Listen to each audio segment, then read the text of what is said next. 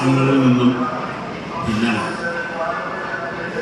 ഇത് ആധാരമാക്കിയിരിക്കുന്നത്, ഭാരതീയ സംസ്കാരം എന്നത് ആധാരമാക്കിയിരിക്കുന്നത് വൈദിക സംസ്കൃതിയിലാണ് പ്രധാനമായത്.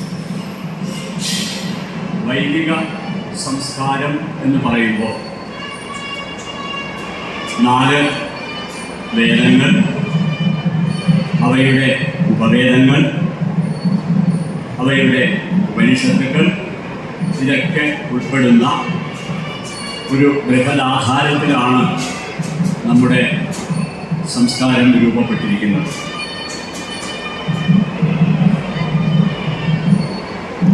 സാമാന്യമായി ഇവിടെ കഴിഞ്ഞ ദിവസങ്ങളിൽ മറ്റു ഉപനിഷത്തുക്കളെക്കുറിച്ചുള്ള വിശദീകരണം വളരെ പ്രഗത്ഭമതികളായ ആചാര്യന്മാർ ഇവിടെ ചെയ്തിട്ടുണ്ട്. ഉപനിഷത്തിലെ സാമാന്യമായിട്ട് എല്ലാ ഉപനിഷത്തുക്കളുടെയും പ്രതിപാദ്യം എന്താണ് എന്ന് അവർ വിശ്ലേഷിച്ചിട്ടുണ്ടാവും. എങ്കിലും ഇവിടെ വിശേഷിച്ച് തൈത്തരീയ സംഹിതയുടെ ഭാഗമായി വരുന്ന തൈത്തരീയ ഉപനിഷത്താണ് പ്രതിപാദ്യം. സാധാരണഗതിയിൽ ഉപനിഷത്തുക്കൾ വേദാന്തം എന്നുകൂടി അറിയപ്പെടുന്നുണ്ട്.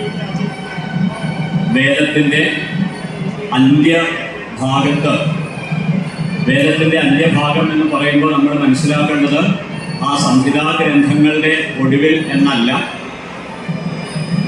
വേദത്തിൻ്റെ ഘടന എന്ന് പറയുന്നത് സംഹിത, ബ്രാഹ്മണം, ആരണ്യകം, ഉപനിഷത്ത് എന്ന ക്രമത്തിലാണ്. ആദ്യം സംഹിതയും പിന്നീട് ബ്രാഹ്മണവും അതിനുശേഷം ആരണ്യകവും അതിനും അന്തത്തിലാണ് ഉപനിഷത്തും വരുന്നത്.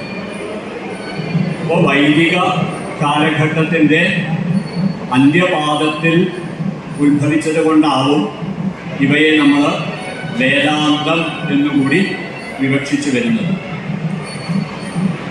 എന്തായാലും ഈ ഉപനിഷത്തുക്കൾ എണ്ണം കൊണ്ട് അനേകം ഉപനിഷത്തുക്കൾ നമുക്കുണ്ട് എന്നൊക്കെ നമ്മൾ മനസ്സിലാക്കിയിട്ടുണ്ട്. 108ഓളം ഉപനിഷത്തുക്കൾ നമുക്ക് ഉപലഭ്യങ്ങളായിട്ടുണ്ട്. അവയിൽ ആചാര്യസ്വാമികൾ, ജഗദ്ഗുരു ആദിശങ്കരൻ വ്യാഖ്യാനിച്ചിട്ടുള്ളത് 10 ഉപനിഷത്തുക്കൾ മാത്രമാണ്. ഈശകേന കഥപ്രശ്ന മുണ്ട മാണ്ഡൂക്യ തിത്തിരി ഐതരേയം ച ഛാന്തോഗ്യം ബൃഹദാരണ്യകം ഇതി ക്രമാ. ആ 10 ഉപനിഷത്തുക്കൾ അതാണ്. ഈശം, കേനം, ഈശോപനിഷത്ത്, കേനം, കേനോപനിഷത്ത്, കഠം, കഠോപനിഷത്ത്, പ്രശ്നം, പ്രശ്നോപനിഷത്ത്, മുണ്ടം, മുണ്ടകോപനിഷത്ത്, മാണ്ഡൂക്യം, മാണ്ഡൂക്യോപനിഷത്ത്, തിത്തിരി, തൈത്തരീയ ഉപനിഷത്ത്, ഐതരേയം, ഐതരേയോപനിഷത്ത്, ഛാന്തോഗ്യം, ഛാന്തോഗ്യോ ഉപനിഷത്ത്, ബൃഹദാരണ്യകം, ബൃഹദാരണ്യകോപനിഷത്ത്. ഇങ്ങനെയാണ് ആ 10 ഉപനിഷത്തുക്കൾ വരുന്നത്. ഈ 10 ഉപനിഷത്തിൽ ഈ പറഞ്ഞ ഇവിടെ പ്രതിപാദിച്ച ക്രമത്തിൽ 7ാമത്തേതാണ് തൈത്തരീയ ഉപനിഷത്ത്. ഈശ, കേന, കഥ, പ്രശ്ന, മുണ്ട, മാണ്ഡൂക്യ, തിത്തിരി. തിത്തിരി എന്ന് പറയുന്നത് ഒരു ടെക്നിക്കൽ സംജ്ഞ മാത്രമാണ്, സാങ്കേതിക സൂചന മാത്രമാണ് തിത്തിരി എന്ന് പറയുന്നത്. പദം കൊണ്ട് നോക്കിയാൽ തിത്തിരി എന്ന് പറയുന്നത് ഒരു പക്ഷിയാണ്. തിത്തിരി പക്ഷി. ആ പക്ഷികളുമായി ബന്ധപ്പെടുത്തിയാണ് ഈ സംഹിതയ്ക്കും ഉപനിഷത്തിനും തൈത്തരീയ സംഹിത എന്ന പേര് വന്നിട്ടുള്ളത്. തൈത്തരീയ സംഹിത എന്ന പേര് വരാൻ ഉള്ള കാരണം ഉണ്ട്. അത് പല പുരാണങ്ങളിൽ പലതരത്തിൽ അതിൻ്റെ കഥ പറഞ്ഞു പോകുന്നുണ്ട്. ഈ ഉപനിഷത്തുക്കളെ നമുക്ക് 2ആയിട്ട് തിരിക്കാം. പദ്യ ഉപനിഷത്തെന്നും ഗദ്യ ഉപനിഷത്തെന്നും. ഋഗ്വേദത്തിൻ്റെ ഉപനിഷത്തായ ഐതരേയ ഉപനിഷത്ത്, ശുക്ലയജുർവേദത്തിൻ്റെ ഉപനിഷത്തായ ബൃഹദാരണ്യകം, ഛാന്ദോഗ്യം, കേനം, കൃഷ്ണയജുർവേദത്തിൻ്റെ തൈത്തരീയോപനിഷത്ത്, അഥർവവേദത്തിൻ്റെ ഉപനിഷത്തായ പ്രശ്നോപനിഷത്ത്, മാണ്ഡൂക്യോപനിഷത്ത്. ഈ 7 എണ്ണം ഗദ്യ ഉപനിഷത്തുക്കളാണ്.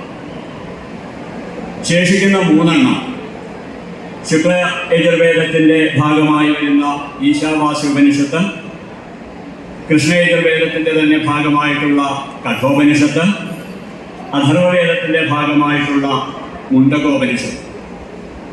ഈ 3 എണ്ണം പദ്യോപനിഷത്തുക്കളുമാണ് നമുക്ക് ലഭ്യമായിട്ടുള്ളത്.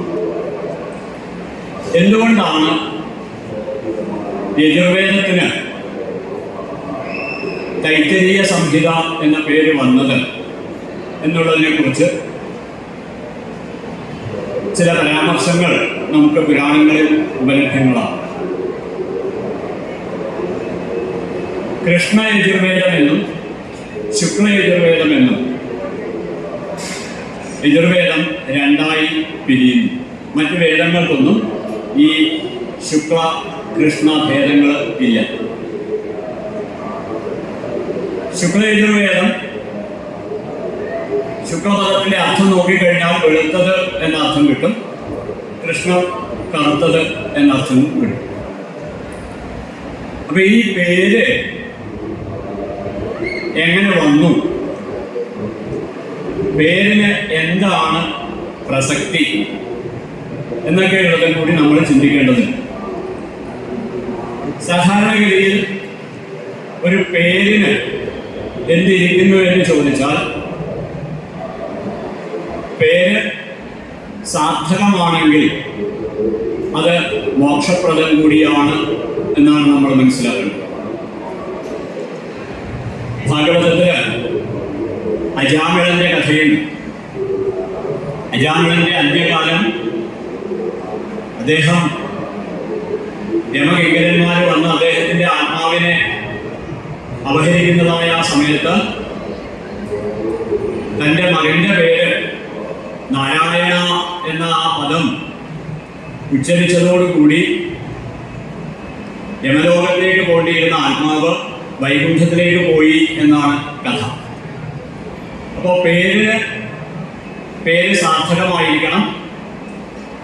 അതുപോലെ തന്നെ ഗ്രന്ഥങ്ങളുടെ പേരും ഔചിത്യമുള്ളതായിരിക്കണം. അപ്പൊ ഇവിടെ നമ്മുടെ മുമ്പിലുള്ളത് തൈത്തിരീയം അല്ലെങ്കിൽ തിത്തിരിയെ സംബന്ധിച്ചത് എന്നാണ്. ഈ തൈത്തിരീയം എന്ന പേര് വരാനുണ്ടായ കാരണം എന്താണെന്ന് ചോദിച്ചാൽ, അത് ഗുരുനാഥനും ശിഷ്യനും തമ്മിലുള്ള ഒരു കശപിശയാണ്. ഗുരുനാഥൻ മറ്റാരുമല്ല, സാക്ഷാൽ വേദവ്യാസന്റെ ശിഷ്യനായ വൈശമ്പായനനാണ് ഗുരുനാഥൻ. ശിഷ്യൻ യാജ്ഞവൽക്യനുമാണ്. രണ്ടുപേരും പ്രഗത്ഭമതികളാണ്. ശിഷ്യനും പ്രാഗൽഭ്യത്തിനൊട്ടും കുറവല്ല, ഗുരുവും കുറവല്ല. യജുർവേദം മുഴുവനും തൻ്റെ ശിഷ്യഗണങ്ങളെ, യാജ്ഞവൽക്യൻ മാത്രമല്ല വൈശമ്പായനന് ശിഷ്യനായിട്ടുള്ളത്, അനേകം ശിഷ്യന്മാർ ഉണ്ട്. അപ്പോൾ വൈശമ്പായനൻ തൻ്റെ